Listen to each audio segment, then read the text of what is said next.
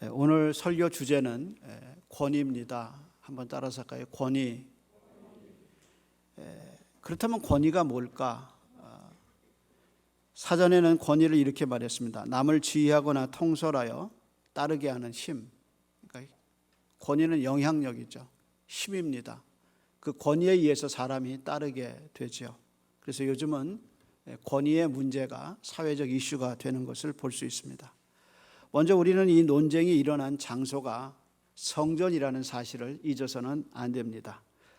당시 이스라엘에서 가장 큰 건물은 성전이었습니다.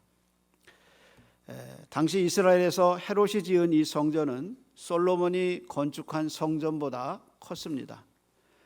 그리고 포로 생활을 마치고 돌아와 건축한 스룹바벨의 성전도 합쳐서 이 성전보다, 헤롯 성전을 합쳐도 성전보다 작았습니다. 이 성전이 예루살렘에서 이스라엘 전체에서 가장 큰 건물이었고 가장 높은 건물이었습니다. 그렇게 권위가 있어 보이는 성전 안에서 이 성전을 지배하는 가장 권위 있는 사람들이 예수님에게 권위에 대해서 물은 겁니다. 그래서 권위에게 물은 거죠. 유대 역사가인 요세푸스에 의하면 예수님 당시 팔레스틴에 바리새인의 숫자가 6천 명 정도 있고요.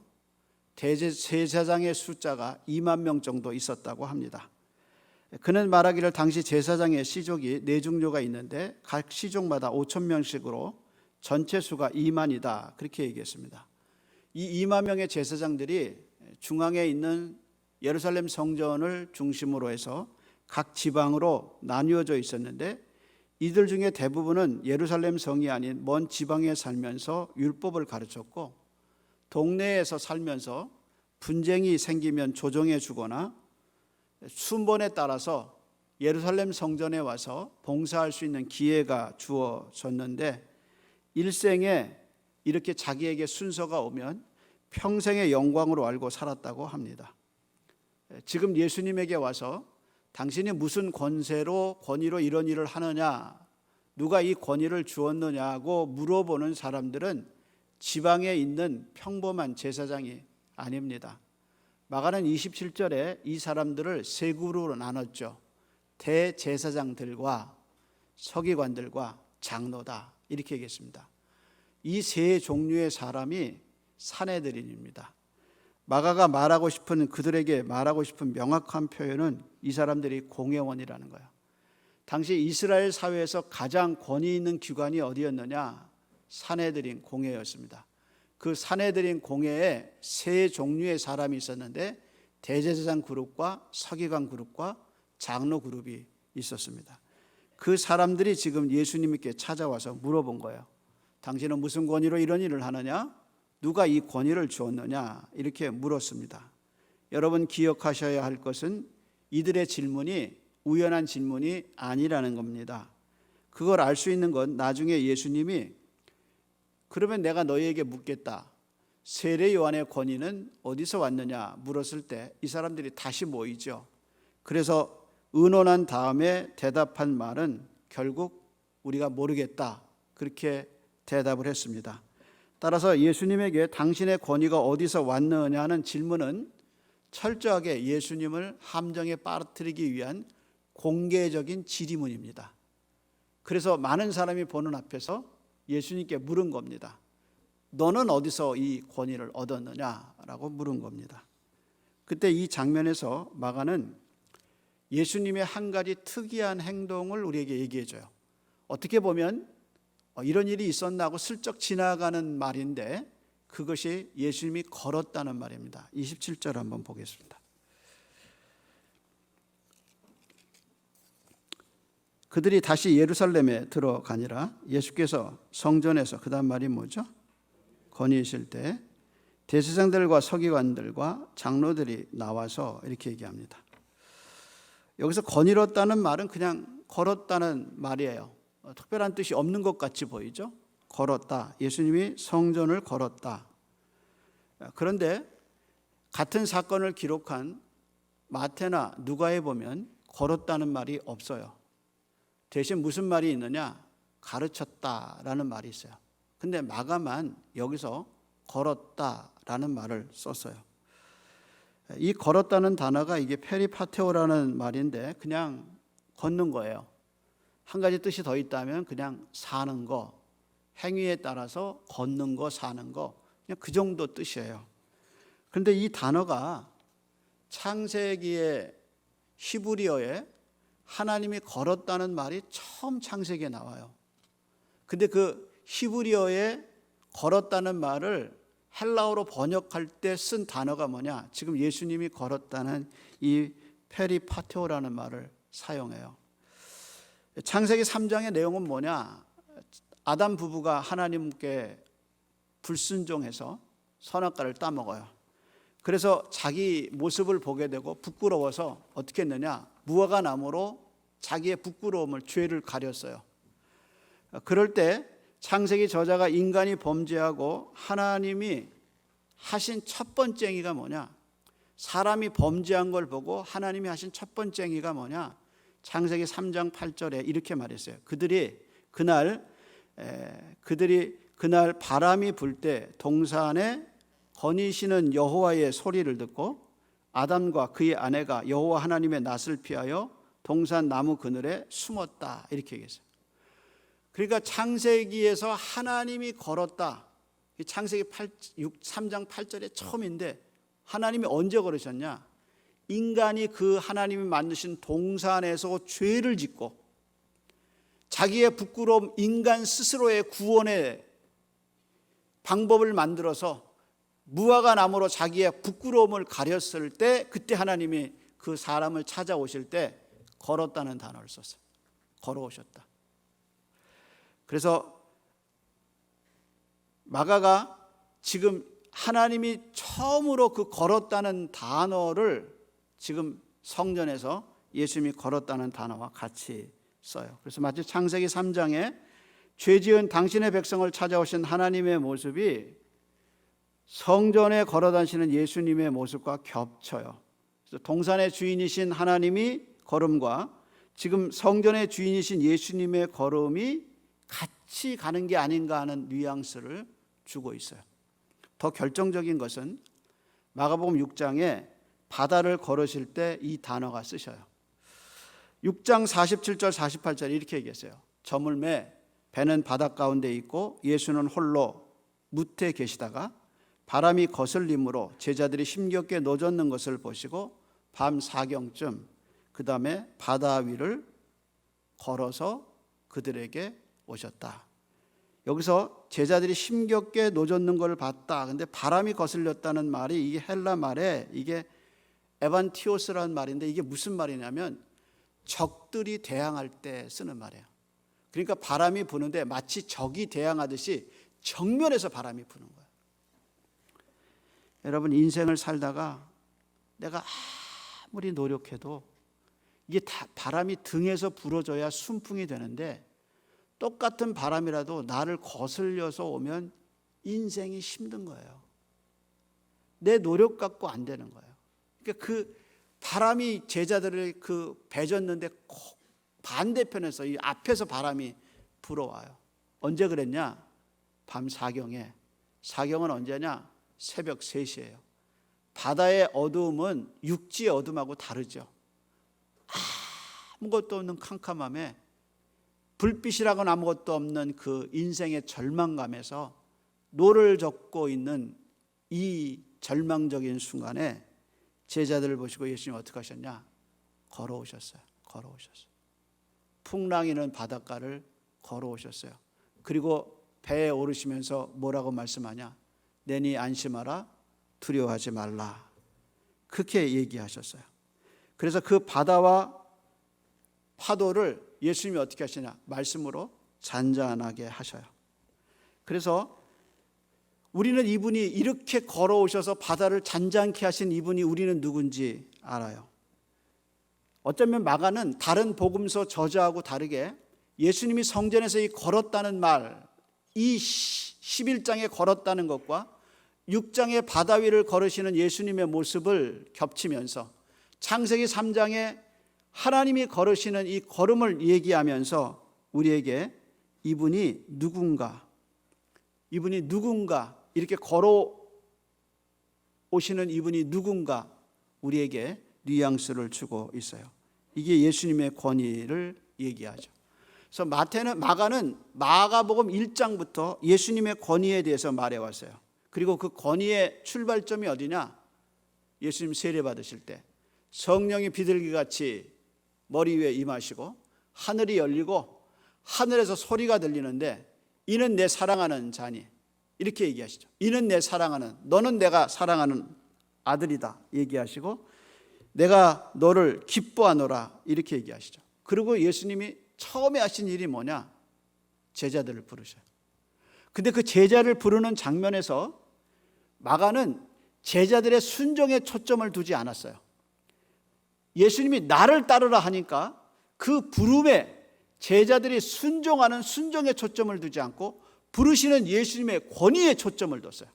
나를 따르라 하니까 그 말에 아무런 조건을 달지 않고 그 부르심에 순종하는, 그리고 그 부르심을 거부할 수 없는 예수님의 그 엄청난 권위에 초점을 뒀죠. 그래서 예수님은 내가 진리를 발견했다고 한 번도 얘기하시지 않았어요. 오히려 이렇게 얘기하셨어요. 내가 진리다. 예수님은 빛을 봤다고 한 번도 얘기하신 적이 없어요. 오히려 이렇게 얘기하셨습니다. 내가 빛이다. 예수님은 길을 모르는 인생들에게 나는 길을 찾았다고 얘기하신 적이 한 번도 없습니다. 오히려 이렇게 얘기하셨습니다. 내가 곧 길이요 라고 얘기하셨습니다. 이렇게 얘기할 수 있는 것이 예수님의 권위죠. 아무도 이렇게 얘기할 수 없었습니다. 그래서 예수님이 누군지 사람들은 몰랐을 때 귀신 들린 사람들이 예수님을 알아보고 나는 당신이 누군지 압니다. 당신은 하나님의 거룩한 자 아들입니다 라고 얘기했습니다. 사람들이 안식일을 지켜야 된다고 얘기할 때 예수님은 이렇게 얘기하셨습니다. 나는 안식일에도 주인이다. 이 말은 다른 날에도 주인이지만 나는 안식일에도 주인이다. 시간의 주인이 누군가? 바로 예수님 자신이라고 얘기했습니다. 그래서 마가는 예수님의 권능, 예수님의 권위를 예수님은 권위자라고 얘기했을 뿐 아니라 한 번도 누구에게 허락을 받아본 적이 없는, 예수님 스스로가 결정하시고 예수님 스스로가 집행하시는 권위자임을 얘기하면서 마가복음 3장 15절에 놀라운 얘기를 우리에게 해주죠. 귀신을 내쫓는 권능을 가지게 하시려고 제자를 뽑았다. 그러니까 예수님은 권위도 있지만 권능도 있지만 그 권능을 나누어 주시는 분으로 표현했죠. 그래서 권위를 가지고 있을 뿐 아니라 권위를 나누어 줘서 제자들이 나가서 권능을 행사할 수 있게 하셨어요. 그래서 마태복음 28장에 부활하신 다음엔 이렇게 얘기하시죠. 하늘과 땅의 모든 권세를 내게 주셨다. 이렇게 말하는 사람은 한 번도 없었어요. 그리고 정말 그 권위를 우리에게 권능을 행사하셨죠. 그 예수님이 지금 권위자들에게, 성전의 권위자들에게 권위에 대한 질문을 받는 겁니다. 그때 예수님이 다시 질문하신 게 바로 세례 요한의 이야기입니다. 30절에 세례 요한의 세례가 하늘로부터냐 사람으로부터냐 내게 대답하라. 그러면서 마가는 이 질문이 갖고 있는 딜레마를 우리에게 얘기해 주고 있습니다. 이렇게 얘기했죠. 요한의 권위가 하늘에서 왔다고 인정하면 너희는 왜 요한을 믿지 않느냐고 할 것이요, 반대로 사람에게서 왔다 하면 대중이 그를 선지자로 인정해서 그의 죽음에 대한 책임을 물을 것 같다. 이렇게 얘기했습니다. 자, 여러분, 그럼 이게 무슨 얘기죠? 이게 무슨 말입니까? 이 질문을 풀기 위해서 우리는 논리를 좀 생각해 봐야 합니다. 이 첫 번째 질문, 요한의 세례가 하늘에서 왔다고 인정하는 경우입니다. 산헤드린이 이스라엘에서 최고의 기관인 대제사장들과 서기관들과 장로들이 71명이 뭉쳐있는 이 산헤드린 공회가 세례 요한의 권위가 하나님에게서 왔다라고 인정하면 무슨 문제가 생기냐? 세례 요한이 와서 누구를 증거했어요? 예수님을 증거했잖아요. 그래서 이렇게 얘기했습니다. 나는 너희에게 물로 세례를 준다. 그러나 나보다 더 능력 많으신 이가 오시는데 나는 그분의 신발끈 풀기도 자격이 없다. 그분은 너희에게 성령과 물로 세례를 주실 것이다. 세례 요한이 말한 구원을 가져오고 성령과 물로 세례를 주시는 분이 바로 누구냐? 예수님이란 말이에요. 따라서 그들이 요한이 하나님께로 왔다, 하늘에서 왔다라고 이야기하면 왜 예수를 믿지 않느냐라는 문제가 생기는 거예요.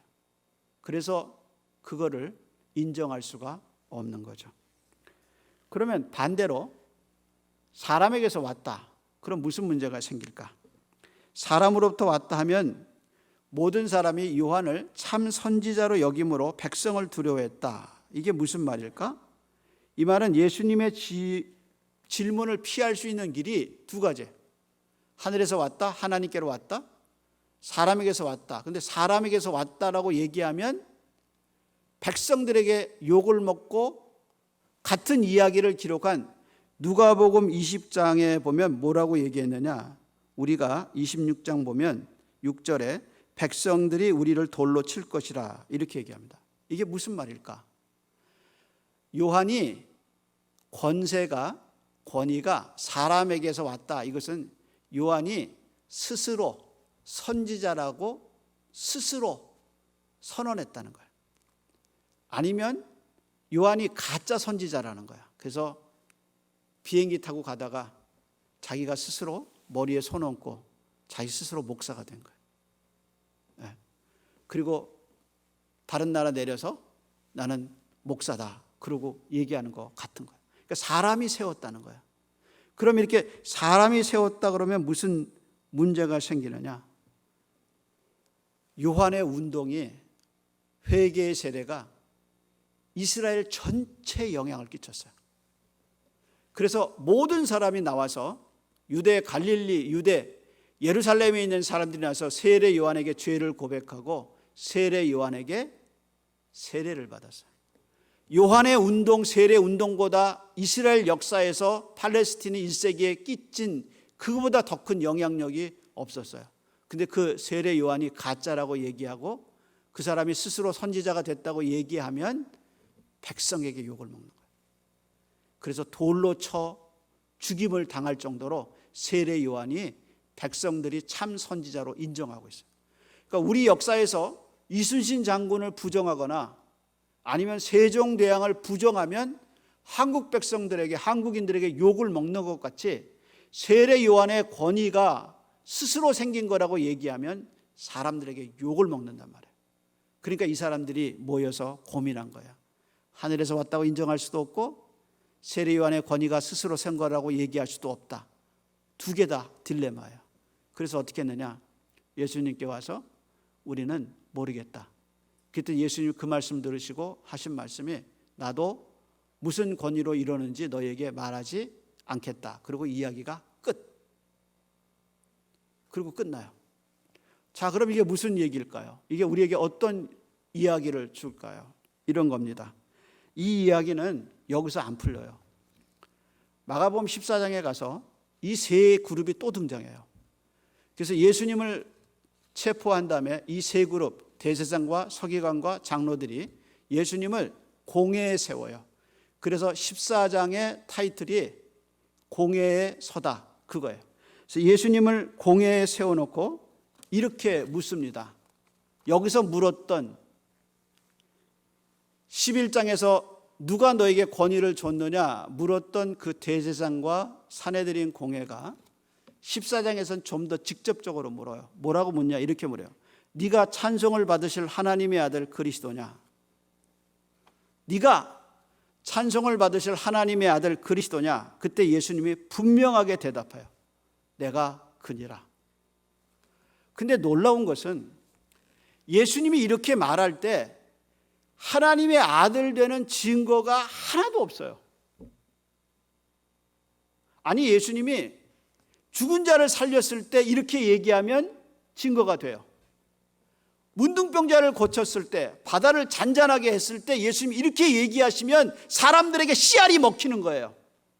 근데 지금 예수님 포로로 잡혀서 빌라도에게 넘겨짐을 당하고 벌거벗김을 당하고 채찍질을 당하고 능력을 당하는 순간이에요.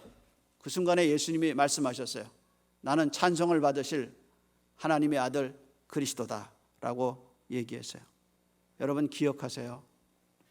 하나님의 권위가 이 세상에 나타날 때 한없는 약함과 무능함으로 나타날 수 있다는 겁니다.